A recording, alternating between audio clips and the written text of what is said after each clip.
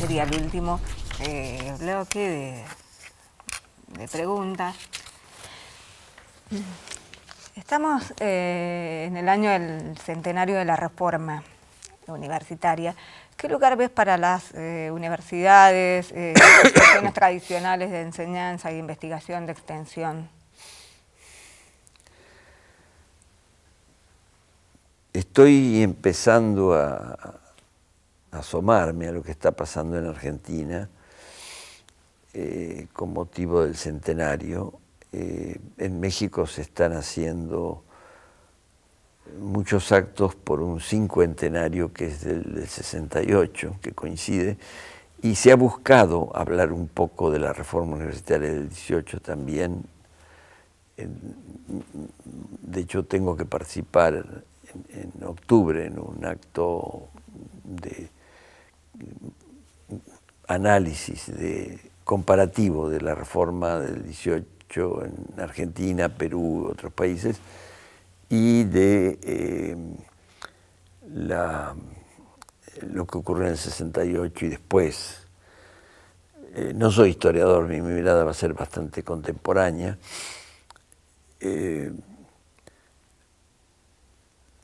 Ha habido transformaciones extraordinarias en las universidades latinoamericanas, bastante distintas de las que he visto en universidades de otras zonas de Occidente, especialmente Estados Unidos, España, Francia, que es donde más anduve. La gratuidad que sigue existiendo de la universidad pública en Argentina y en otros países no es poca cosa. Tiene también sus dificultades y me parece que habría que analizarlas más. Creo que nos ha llevado el decurso de los presupuestos, de los procesos sociales y universitarios a jugar con combinaciones, como el hecho de que en muchas universidades la licenciatura sea totalmente gratuita e intocable como tal, pero los posgrados sean arancelados. Hay una diferencia que hay que pensar ahí. Los contenidos, las formas de acceso al conocimiento, esto se ha transformado sin que haya un equipamiento adecuado de las universidades, con una desactualización antigua. Las universidades, salvo muy pocos ejemplos en América Latina, no tienen canales de televisión que entren en el espectro audiovisual de nuestras ciudades, de nuestros países, o cuando entran, como en el caso de México, que están disponibles en el sapeo, tienen un lugar marginal, públicos que no llegan al 2%. Entonces, ya desde la época de esa etapa de las industrias audiovisuales, de la televisión, el video, estamos rezagados. Hoy hay quienes han dado el salto sin pasar por la televisión y están experimentando con las computadoras y los celulares en las aulas. En parte está bien, yo soy de los que piensan que hay que usar las compus y los celulares en los salones de clase, pero hay una reflexión, un análisis ahí con la masividad, que tiene otro lado, por ejemplo, con la comunicación o la enseñanza a distancia.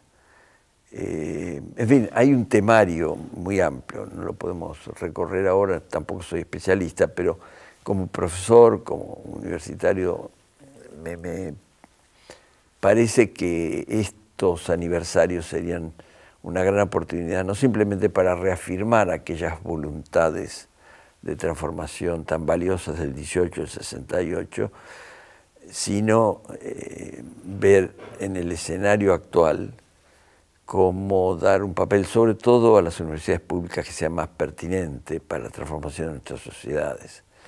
para que los alumnos no sigan aprendiendo solo con sus compañeros de generación lo que la universidad no enseña y a veces hasta prohíbe, o la escuela primaria o secundaria, los maestros que con dificultades aprenden de los alumnos cómo manejar estos instrumentos. Se están haciendo muchísimas experiencias, no podemos negarlo. Se requeriría muchísimo más presupuesto y reconocimiento del papel del saber, del conocimiento en las universidades, fuera de ellas, en los poderes políticos. Sin duda es inquietante que ese reconocimiento no exista, por lo menos desde hace 40 años, cuando aproximadamente en esas fechas se comenzó a rediseñar a nuestros países para que sean proveedores de mano de obra barata en tareas auxiliares del desarrollo capitalista mundial, en vez de ser productores de saber, cuando en realidad sí lo son. Y hay inventos, hay pocas patentes, pero hay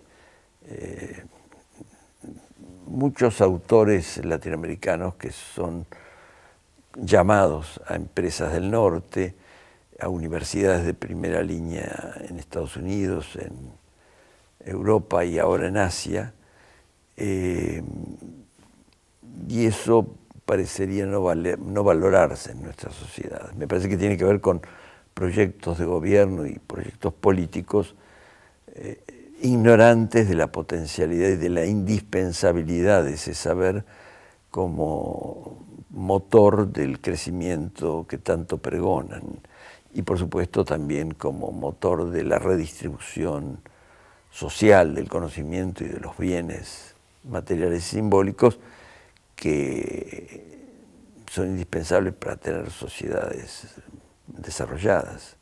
En línea con esto que venís diciendo, ¿no?, frente al poder de las corporaciones, ¿qué lugar le queda a lo público, a las políticas públicas y culturales en particular? En medio de todo eso está el gran lío de qué es lo público a esta altura, ¿no? Cuando, como decíamos hace un rato, los algoritmos nos tragan información y saben más de nosotros y de lo que pasa en la sociedad que con cierto saber. ¿Qué es lo público, qué es lo privado, qué es lo íntimo? Todo eso está redefiniéndose. Sí hay que reconstruir, reelaborar la noción de lo público, porque es el lugar de lo común. Es una de las definiciones más sencillas que dan los especialistas en el trabajo sobre la esfera pública. Necesitamos aprender formas de convivencia, de solidaridad, de cooperación, adecuadas a un mundo digital, a un mundo tecnologizado, con interdependencia intercultural mundial, pero que implica también no simplemente estar interconectados, sino con sentido. ¿Con qué sentido, no?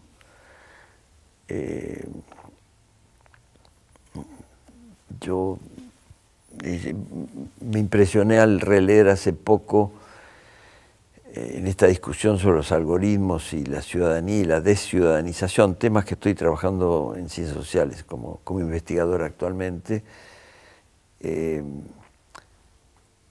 volver a leer una discusión de la época de auge del estructuralismo de los años 60 entre Lévi-Strauss y Paul Ricoeur. Y tiene un valor de antecedente, porque el estructuralismo quiso definir estructuras que lo contenían todo, y de manera que si uno entendía cómo funcionaba la estructura, podía prever comportamientos y saber cómo todo estaba articulado. Fue un paso adelante respecto de las concepciones de causa-efecto más unilineales, más simples. Lévi-Strauss fue una de las figuras clave en ese avance, y en esa discusión Paul Ricoeur le decía a Lévi-Strauss: apostemos, aceptemos que si entendemos la estructura vamos a poder saber mucho más de los comportamientos y de la variedad de comportamientos de los sujetos. La estructura dice un sentido, pero ¿cuál es el sentido del sentido? ¿Qué pasa con las estructuras cuando las experimentamos, las situamos en una historia, nos asumimos como sujetos de una historia, ¿no? Me parece que con los algoritmos sucede algo semejante. Podemos saber mucho más y prever mucho más los comportamientos de los consumidores, de los ciudadanos, pero ¿para qué? ¿Qué queremos hacer con ese saber? Y me parece que ahí el papel de la universidad es clave, como la universidad como lugar de edición de los conocimientos sobre comportamientos diversos, sobre la interculturalidad, sobre la manera de convivir. Bien, siendo quizás digamos un tema que está vinculado, que también lo has abordado en términos de los movimientos sociales, de los modos también de reclamar, de demandar derechos. En los últimos días en Argentina hubo una fuerte movilización social por el debate en torno a la despenalización del aborto. ¿Qué claves nos ofrecen los movimientos feministas, a tu entender, en su lucha por la ampliación de derechos? En medio de tantas revoluciones frustradas, parecería quizá la única revolución triunfante. En muchos países, a veces en ciudades, como ha ocurrido en México, en la Ciudad de México, mientras otras zonas del país son más oscuras, más conservadoras.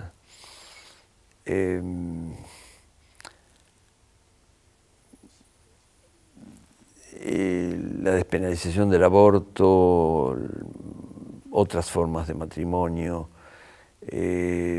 ciertos derechos básicos de género que se van consiguiendo y que parecería que es cuestión de tiempo que se extiendan mucho más, son avances enormes. Sin embargo, hay zonas todavía por reivindicar. ¿Cómo se relacionan estas reivindicaciones parciales de las mujeres o de género, de las étnicas, las de los indígenas, los afrodescendientes, y así las de los consumidores, las de los usuarios de Internet, en una discusión más de conjunto sobre qué va a pasar con el capitalismo? Eso todavía lo estamos por hacer. Y me parece que mientras no interconectemos esas batallas, quedan rengas, porque las mujeres consiguen muchos más derechos, o están en proceso de conseguirlos. Me parece inevitable por la fuerza del proceso, por una cierta racionalidad histórica que uno ve moviéndose en una cierta dirección. Pero ¿qué va a pasar dentro de 15, 20 años cuando haya ya despenalización del aborto, cuando haya los matrimonios gay estén mucho más reconocidos, con las diferencias de salario entre mujeres y hombres en el trabajo? Se van a haber acabado. Me parece que es otro proceso que está interconectado con el anterior, pero requiere verlo como una crítica más radical al conjunto del proceso sociocultural y económico del capitalismo. Bueno, nos quedamos entonces con esta pregunta, con esta reflexión. Como cierre, Néstor, muchísimas gracias por haber estado aquí con nosotros, hoy aquí en la Universidad del Centro. Gracias a vos, a la universidad, y con la confianza y las ganas de que todavía podemos hacer mucho más desde las universidades.